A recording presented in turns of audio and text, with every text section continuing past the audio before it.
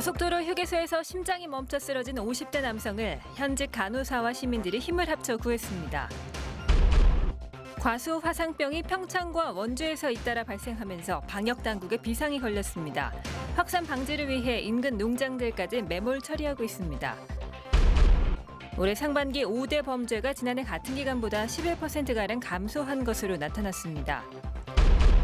제2회 강원도 지체장애인대회가 도내 시군 지체장애인과 자원봉사자 등 1000여 명이 참석한 가운데 열려 재활 의지를 다졌습니다.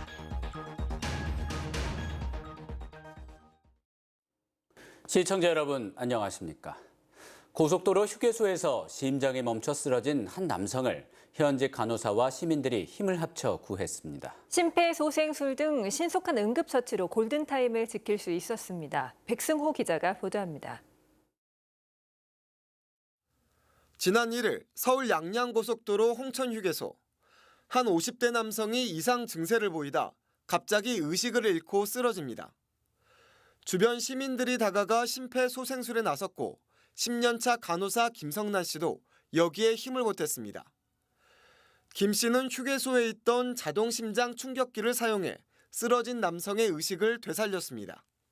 제가 간호사라고 밝히고 심폐소생술을 유지하다가 이제 휴게소 측에서 AED를 다행히 구비하고 계셔서 그 AED를 사용해서 심폐소생술을 유지하다 다행히도 의식이 회복되셔서 꺼져가는 생명을 되살릴 수 있는 심폐소생술은 4분의 기적으로 불립니다. 쓰러진 사람의 호흡과 맥박이 없다면 즉시 심폐소생술을 해야 합니다. 4분 안에 이런 응급처치가 안 되면 뇌손상을 입게 됩니다. 제세동까지 효과적으로 돼서 소생한 케이스고요. 일반인분들도 심폐소생술을 배워 놓으면 소중한 생명을 살릴 수 있는 기회를 가질 수 있을 겁니다. 심폐소생술을 배우고 난 뒤에는 꾸준히 실습하는 게 중요합니다. 가까운 소방서를 찾으면 일반인도 배우고 실습할 수 있습니다. 자동심장 충격기가 주변 어디에 있는지도 꼭 확인해야 합니다. 500세대 이상 아파트에는 설치가 의무화됐고 버스 터미널 등 사람이 많이 다니는 곳에 갖춰져 있습니다. 평소 응급 상황에 대한 준비가 돼 있으면 소중한 생명을 살릴 수 있습니다. MBC 뉴스 백소입니다.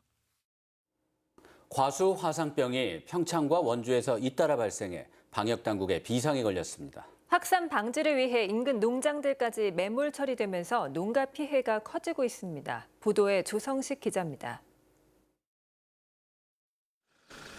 사과 농장이 밀집한 평창의 한 마을. 한창 풀어야 할 과수원이 벌거숭이로 변했습니다. 나무는 뿌리 하나 남지 않았고 밭 한가운데 커다란 무덤이 생겼습니다. 평창에서 첫 화상병이 확인된 이후 두 농가가 추가로 확진 판정을 받았습니다.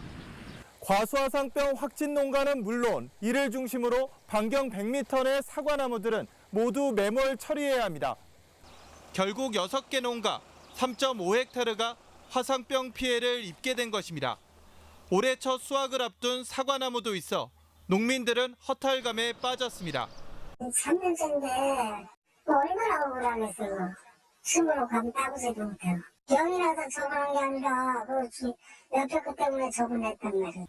원주의 의심 농가 2곳도 확진 판정을 받으면서 도내 확산에 대한 우려를 키우고 있습니다. 방역 당국은 약제를 보급하고 이동을 통제하는 등 추가 감염을 막는 데 애를 쓰고 있습니다. 전염원이 될 수 있는 그 이동을 제한해야 돼서 그 평창하고 원주에 그 발생가운 주변에 통제 인력을 배치하려고 합니다. 화상병이 발생한 농장은 최소 3년 동안 같은 나무를 심을 수 없는 데다 다시 시작해도 4, 5년은 지나야 수확이 가능하기 때문에 농가의 실제 피해는 더 클 것으로 보입니다. MBC 뉴스 조성식입니다. 원주 혁신도시 이전 기관들의 지역 인재 채용 비율은 매년 10% 안팎으로 전국 최하위 수준인데요. 지역에서는 마땅한 인재를 찾기 어렵다는 게 편견이자 단골 변명이었습니다. 올해부터는 공공기관의 지역 인재 채용 비율이 의무화되면서 직접 인재 양성에 나서려는 움직임도 시작됐습니다. 윤하은 기자가 취재했습니다. 한국관광공사 관광인력개발원. 30여 명의 대학생들이 방학 중에도 나와 강의에 집중하고 있습니다. 국제회의와 포상관광, 전시, 박람회 등 마이스 산업에 대한 실무자의 생생한 특강을 듣고 나라별, 연령별 수요에 맞춰 어떤 코스를 짜볼까 토론도 벌입니다. 내로라 하시는 분들이 와셔서 강의해 주시고 아무래도 이제 학교에서 배우는 책으로서의 지식과는 다른 현장 실무로서의 지식을 많이 배울 수 있어서 정말. 원주 혁신도시 이전 기관 가운데 처음으로 관광공사가 오픈 캠퍼스 운영을 시작했습니다. 강원도 내 15개 대학과 협력해 지역 대학생들이 관광 실무를 배울 수 있도록 커리큘럼을 짜 교육을 진행하는 겁니다. 오픈 캠퍼스 참여와 지역 인재 채용이 직결되는 것은 아니지만 학생들이 공사 취업의 꿈을 키우고 진로를 준비하도록 돕는 데 의미가 있습니다. 오픈 캠퍼스 금년도 운영 결과에 따라서 문제점을 분석하고 내년부터는 더 발전된 방향으로 운영해 나갈 계획입니다. 올해 18%를 시작으로 2022년 30%까지 높아지는 이전 공공기관의 지역 인재 채용 의무. 꼼수를 부리기보다 인재 양성에 팔을 걷어붙인 기관들이 더 늘어날 수 있을지 주목됩니다. MBC 뉴스 윤하은입니다. 올 들어 강원도 내 소상공인과 자영업자들의 매출이 지난해보다 감소해 어려움이 커지고 있습니다. 속초, 고성, 양양 등 설악권 4개 시군의 침체가 특히 심각한 상황입니다. 박은지 기자입니다. 주말을 앞두고 5일장이 열린 양양 전통시장. 제철 과일 등 먹을거리부터 갖가지 물품들이 다양하게 펼쳐져 있지만 소비 위축 등의 영향으로 영세 상인들의 어려움은 커지고 있습니다. 왜 이렇게 캄캄해요 시장이 막 이러는데 여기서는 보고도 문을 열어놓고 애쓰라 할 수가 없는 거예요. 전기세도 안 나오는데 저녁이 늦게 있으면.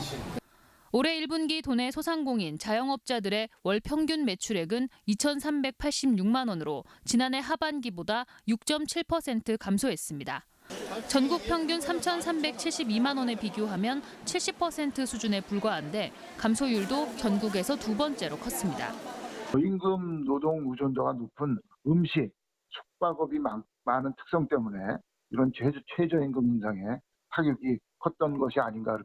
민생 위기의 심각성을 현실 그대로 받아들이고 기존의 정부 경제 정책을 수정해야 됩니다.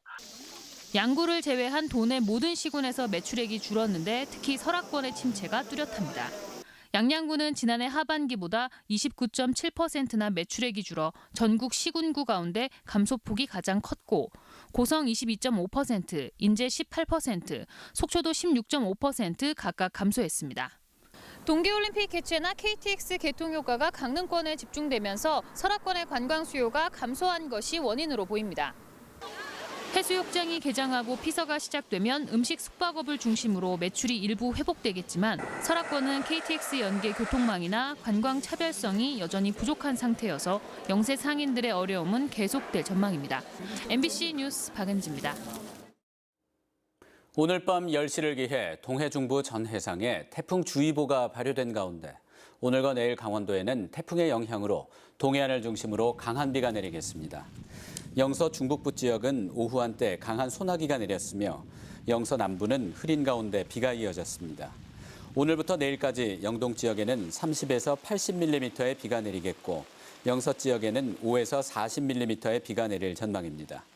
기상청은 오늘 밤 10시를 기해 동해 중부 전해상에 태풍주의보를 내리고 동해안에 천둥 번개를 동반한 강한 비가 내리겠다며 침수와 축대 붕괴 등의 주의를 당부했습니다. 올해 상반기 강원 지역 주요 치안 지표가 안정적인 것으로 나타났습니다. 강원지방경찰청에 따르면 올 상반기에 발생한 살인과 강도, 절도, 폭력 등 5대 범죄는 9,500건으로 지난해 같은 기간 1,700여 건보다 11% 감소했습니다. 특히 절도는 3,000여 건으로 지난해 같은 기간 3,600여 건보다 16.7% 줄었습니다. 또 교통사고 사망자는 지난해 101명에서 87명으로 14% 감소했습니다. 이 같은 치안 지표의 향상은 지방자치단체와 함께 현장 진단을 강화하고 치안 활동 전반에 주민 참여를 확대한 결과라는 게 경찰의 분석입니다.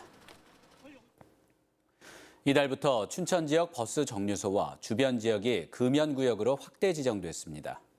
춘천시는 지붕이 있는 버스 정류소 625곳과 주변 경계 10m 이내를 금연구역으로 지정했습니다.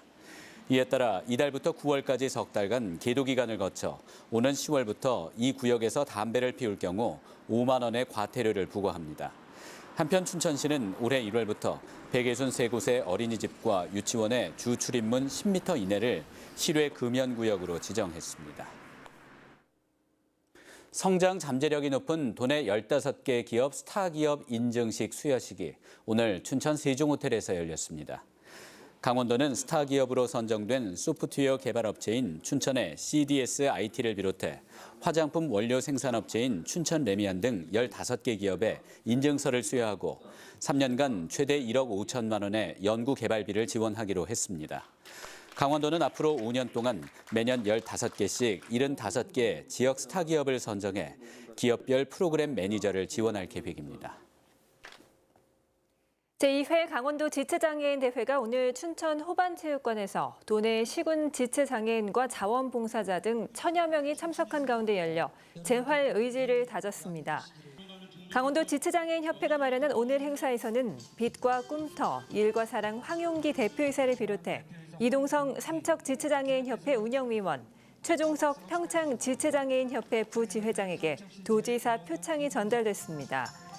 또한 장애인 복지에 기여한 유공자에게 표창이 수여됐고 장애 없는 강원도를 만들고 장애인과 비장애인이 함께 살아가는 강원도를 만드는 데 앞장서겠다고 다짐했습니다.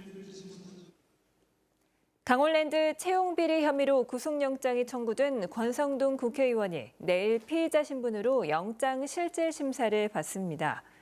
서울중앙지법은 내일 오전 10시 30분 업무방해와 제3자 뇌물수수, 직권남용 권리행사 방해 혐의를 받고 있는 권성동 의원에 대한 영장 실질 심사를 실시합니다.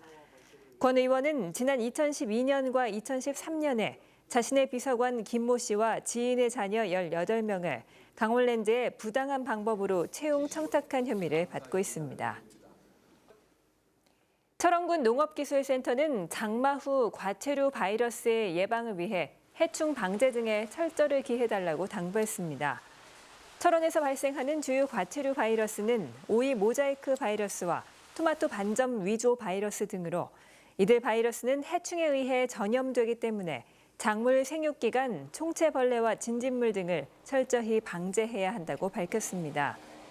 특히 장마 기간에는 화학적 방제가 어려워 시설 내 해충 밀도가 높아지기 쉽기 때문에 장마 후 바로 방제를 해 시설 내 해충 밀도를 낮추고 주기적인 해충 방제를 통해 해충 발생이 없도록 유지하는 게 중요하다고 강조했습니다.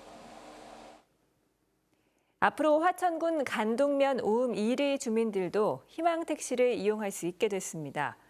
화천군은 최근 교통약자 이동편의 증진위원회 심의를 통해 간동면 오음 1리 마을을 희망택시 대상 마을로 선정했습니다. 이상으로 뉴스데스크 강원을 마칩니다. 이어서 스포츠 뉴스 보시겠습니다. 고맙습니다.